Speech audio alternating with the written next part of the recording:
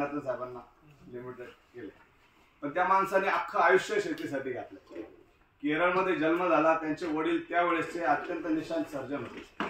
आई अक्षरशः त्यावेळेस सुद्धा लोकांना शिकवायचं काम करायचे. आणि स्वातंत्र्य चळवळीमध्ये इतका सहभाग त्यांचा होता की ज्यावेळेस सुभाषचंद्र बोस आणि यांनी ज्यावेळेस ते लोक द्या किंवा संपत्ती द्या अशी एक घोषणा केली होती, त्यावेळेस लहानपणी स्वामीनाथन यांनी स्वतःच्या कानातली बाळी काढून दिली. आणि हे बघून त्यांच्या कुटुंबाने घरातलं जेवढं होतं नव्हतं ते सोनं त्या चळवळीसाठी दिलं. आणि एक प्रण केला की मी आयुष्यात कधी सोनं वापरणार नाही. त्याच्यानंतर ज्यावेळेस शिक्षण झालं आणि IAST परीक्षा पास झाल्यानंतर लोक म्हटले की आता तू जॉईन कर जॉब. कारण त्यावेळेस अधिकारी म्हणून फक्त IAS अधिकाऱ्यालाच मान सन्मान होतं, बाकी अधिकाऱ्याला अधिकारी म्हणून. कारण इंग्रजांचा प्रभाव तोपर्यंत संपलेला नव्हता. आणि बाबूजी म्हणजे क्लरिकल काम, उत्तम शेती, दुय्यम व्यापार आणि कनिष्ठ नोकरी असा त्यावेळेसचा प्रकार होता. आणि त्यावेळेस स्वामीनाथन यांच्या डोक्यात होते की मला कृषीमध्ये शिक्षण घ्यायचं, मला ॲग्रिकल्चरचं शिक्षण घ्यायचं. सगळे सोबतचे जे IAS झाले होते ते हसायचे. त्यानंतर त्यांनी नेदरलँडची एक फेलोशिप मिळवली. नेदरलँडला जाऊन जेनेटिक्समध्ये काम करायला लागलं आणि अमेरिकेत आले. अमेरिकेत शिक्षण घेत असताना त्यावेळेस DNA नेमका शोध लागला होता. त्या प्रोजेक्टमध्ये ते स्वतः काम करत होते. आणि माणसाच्या डोक्यात जर ॲग्रिकल्चरचा किडा असला की त्याला ते कशात पण शेतीचा काय, जसं साहेबांनी आता सांगता ग्रामविकासच्या योजना शेतीला कशा पूरक आहेत तसं सांगितलं तर ते ध्यास असतो एखाद्याचा. आणि हा माणूस असा होता की ह्या माणसाने एक ध्यास घेतला होता, भूकमुक्तीचा ध्यास. कारण जर साहेबांनी सांगितलं की 1940 मधला जो दुष्काळ पडला होता त्यावेळेस आयात केलेलं गहू, जे लाल गहू जे सर म्हटले की ते गहू पोर्टवरती पश्चिम बंगालच्या आणि त्या जहाजा भरून पडलेला होता. केवळ ब्रिटिशचे काही आडमुठे अधिकारी आणि काही व्यापारी यांच्या काहीतरी सांगडीमुळं की यांच्या बदमाशीमुळं अक्षरशः त्या कोठारांच्या बाहेर लोक मरत होते. आणि 30 लाख लोक त्यावेळेस 1940च्या दुष्काळामध्ये 30 लाख लोक मेले. जनावरं किती मेले त्याची गिनतीच नाही. जमिनी पूर्ण भक्कास झाल्या होत्या. आणि ती परिस्थिती या लोकांनी पाहिली होती. त्यामध्ये अमर्त्य सेन असतील, स्वामीनाथन असतील, अजून 2-4 सायंटिस्ट की ते नंतर नोबेलचा पुरस्कार होते. जे आता तुम्ही नाव घेतलं नोबेल पुरस्कारासाठी, निकेल बोरलॉग, हे अगदी जवळचे मित्र होते स्वामीनाथन. जेव्हा फेलोशिप चालू असताना अमेरिकेमध्ये काम करायला स्वामीनाथन शिक्षण घेताना काम करत होते, रिसर्च करत होते. त्यावेळेस अमेरिकेत एक मोठा प्रॉब्लेम होता की तिथलं बटाट्याचं उत्पादन खूप मोठ्या प्रमाणात होतं.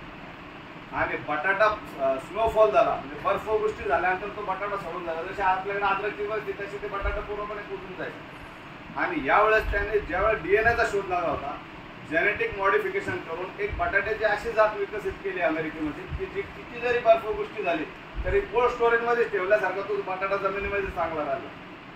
आणि तिथल्या त्यावेळेसच्या ज्या चिप्स बनवणाऱ्या कंपन्या होत्या त्यांनी सांगितलं की तुम्हाला काय पगार लागतो सांगा, पण तुम्ही अमेरिका सोडून. हा माणूस ते सगळ्या याच्यावरती लाभ मारून भारतात आले. भारतात आल्यानंतर त्यांनी मग राईस रिसर्च सेंटरमध्ये काम करायला सुरू केलं, जे तांदूळाचं. कारण त्यांचा जन्म मुळात केरळमध्ये झाला. केरळ हे आपण जगाचं तांदूळाचं कोठार समजलं जातं. आज आपल्या भारतातल्या तांदूळाच्या जवळजवळ 22-23 जातींवरती जगभरामध्ये पेटंट आहे. बासमती त्याच्यातल्या एक भरपूर व्हरायटी आहे.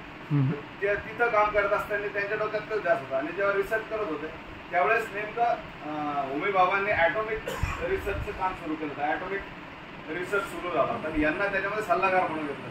म्हणजे एखादं माझ्यासारखं बोलणं असलं त्याला कुठं पण NCERT वाल्यांनी चांगला बोलतो मग आता ॲग्रिकल्चर आणि स्किलिंग सिलेबसमध्ये हे करायचं तर पुण्यावाल्यांनी मला त्याच्यामध्ये तज्ञ संचालक म्हणून घेतलं. तिथं त्या लेखकांचा माझा काही संबंध नाही. मी नुसतं तोंडाकडे पाहत त्यांच्या पासायचो. कारण ते काना, वेलांटी, मात्रा, उकार तर असे काही लोक ते त्या याच्यामध्ये सल्लागारमध्ये घेतात. तर स्वामीनाथन यांना ॲटॉमिक रिसर्चमध्ये घेतलं. आणि बायोलॉजिकल रिसर्च नावाचं एक डिपार्टमेंट आहे.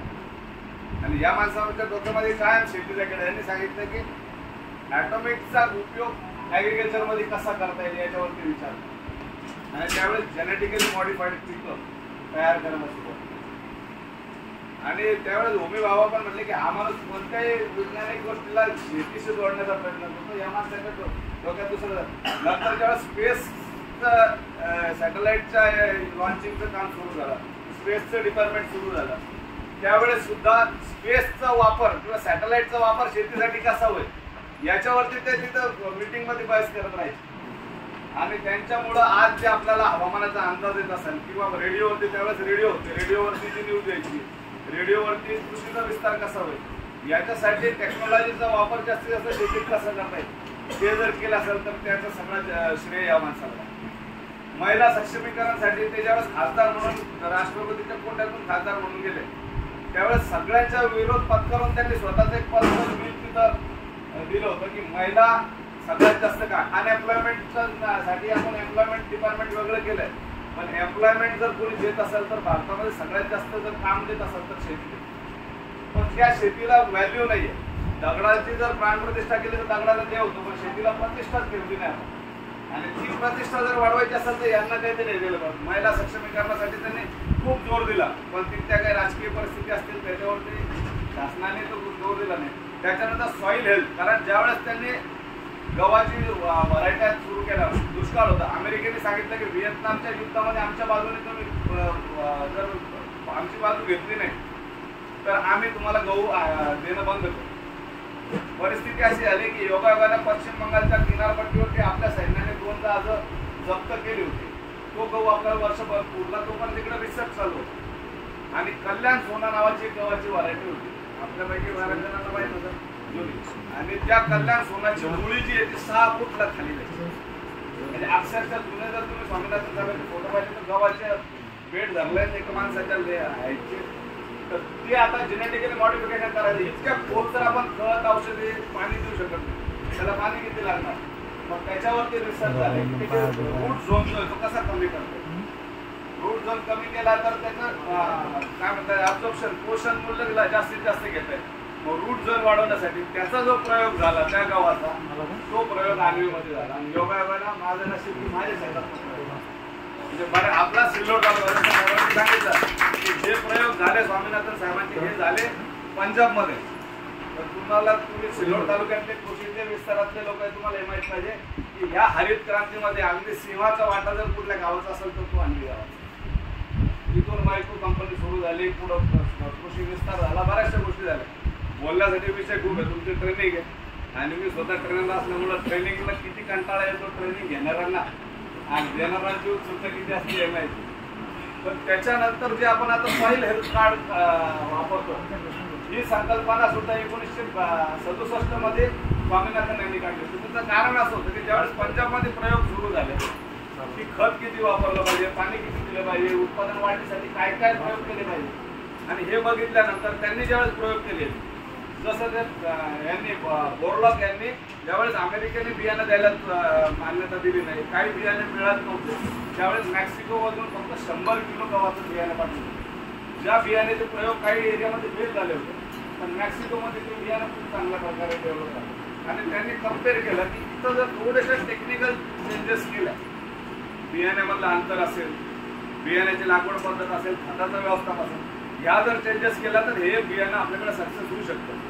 आणि त्यावेळेस ते बियाणे इथं आणून शेतकऱ्यांना दाट गहू पेरायची सवय, त्याच्याऐवजी टोकन पद्धतीने गहू पेरायला सुरू केला पंजाबमध्ये.